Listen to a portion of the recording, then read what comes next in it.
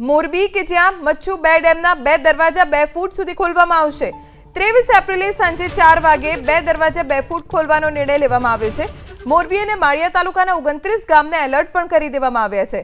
સમારકામના પગલે ડેમના 2 દરવાજા 2 ફૂટ સુધી ખોલીને પાણી છોડવામાં આવશે, જેથી નીચાણવાળા વિસ્તારના ગ્રામ્ય વિસ્તારોને એલર્ટ રહેવા માટે સૂચના આપવામાં આવી છે।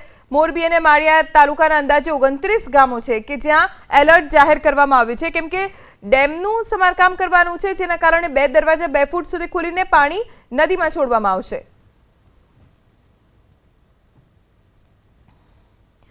મહીસાગર જિલ્લા ભાજપમાં આવ્યો ભૂકંપ। ભાજપના જ નેતાએ ભાજપ શાસિત લુણાવાડા નગરપાલિકાની કામગીરીમાં ભ્રષ્ટાચાર થતો હોવાનો આરોપ લગાવ્યો। સુરેશ ગિરી ગોસ્વામીએ સોશિયલ મીડિયામાં વિડીયો પોસ્ટ કરી આરોપ લગાવ્યો કે ટેન્ડરિંગની કામગીરીમાં બેફામ ભ્રષ્ટાચાર થાય છે। સુરેશ ગિરીએ તો લુણાવાડા નગરપાલિકાના પ્રમુખ કીર્તિ પટેલ પર આરોપ લગાવ્યો કે તેઓ પોતાના મળતિયાઓને કામ સોંપી પોતાનું મની પાવર વધારી રહ્યા છે। પાલિકા પ્રમુખ કીર્તિ પટેલે સુરેશ ગિરીના આરોપોને નકાર્યા।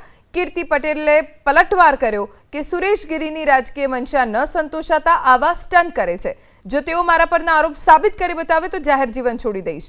કીર્તિ પટેલે કહ્યું કે સુરેશ ગિરીની વિરુદ્ધમાં પાર્ટીમાં ઉચ્ચ કક્ષાએ રજૂઆત કરી છે। 20 વર્ષ બાદ લુણાવાડા નગરપાલિકામાં ભાજપને સ્પષ્ટ બહુમતી મળી, પરંતુ ભાજપમાં જ વિખવાદ થતા રાજકીય માહોલ ગરમાયો છે।